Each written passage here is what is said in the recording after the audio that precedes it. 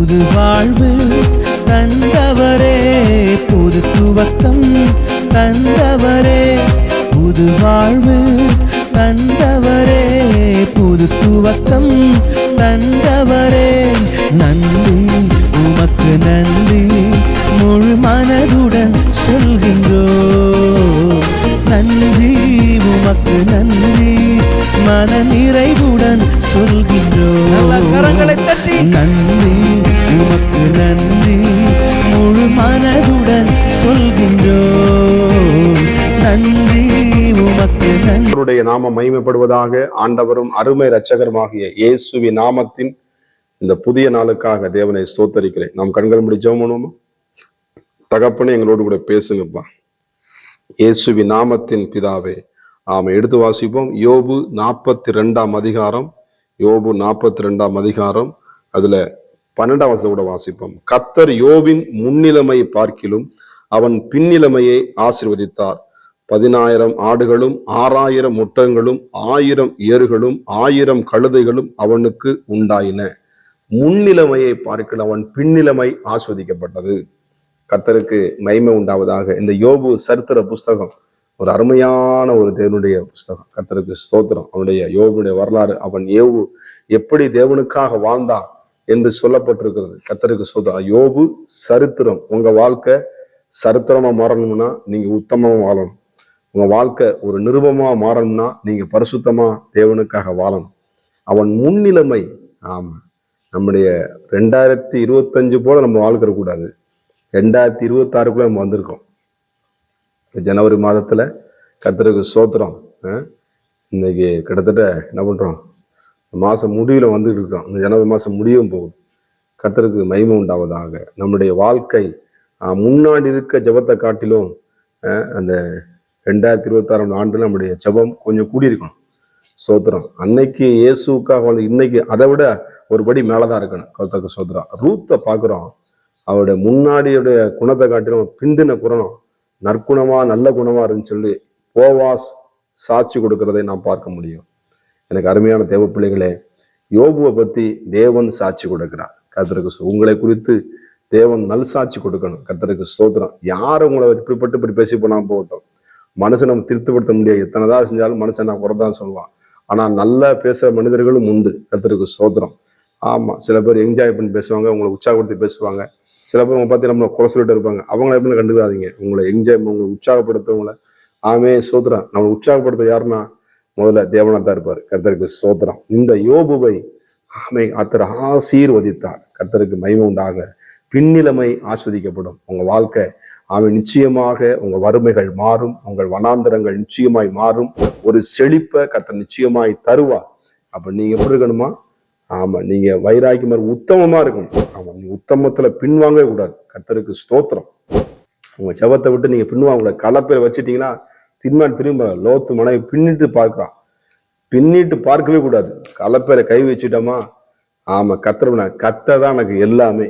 ஆமா, யெகோவா ஈரே எல்லாம் அவர் பார்த்துக்கொள்வான்னு சொல்லிட்டு அவர் மேல பாரத்தை வைங்க.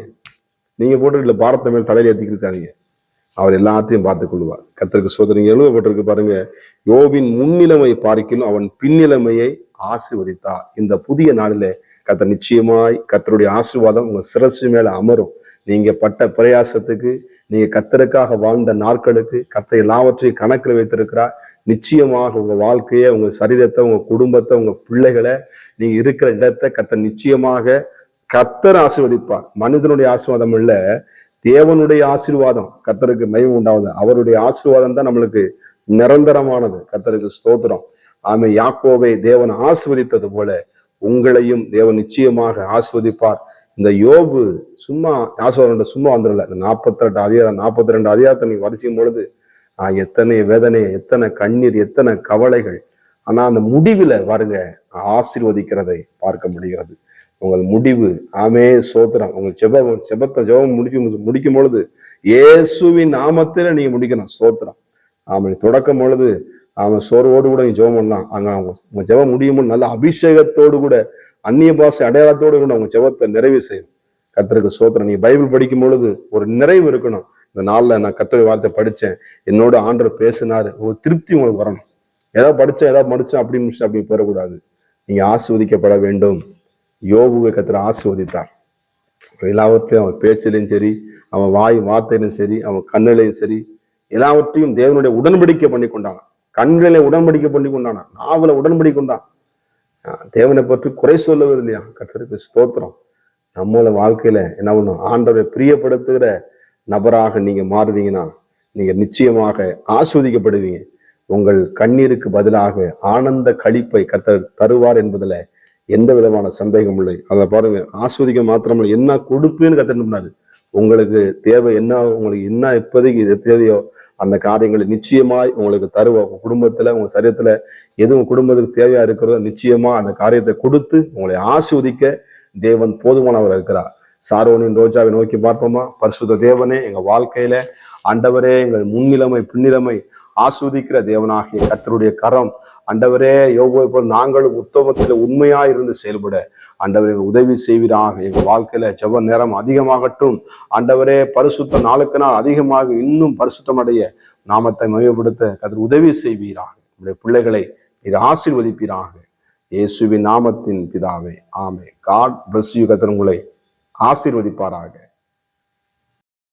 புது வாழ்வு தந்தவரே, புது துவக்கம் தந்தவரே, புது வாழ்வு தந்தவரே, புது துவக்கம் தந்தவரே. நன்றி உமக்கு நன்றி, முழு மனதுடன் சொல்கின்றோம்.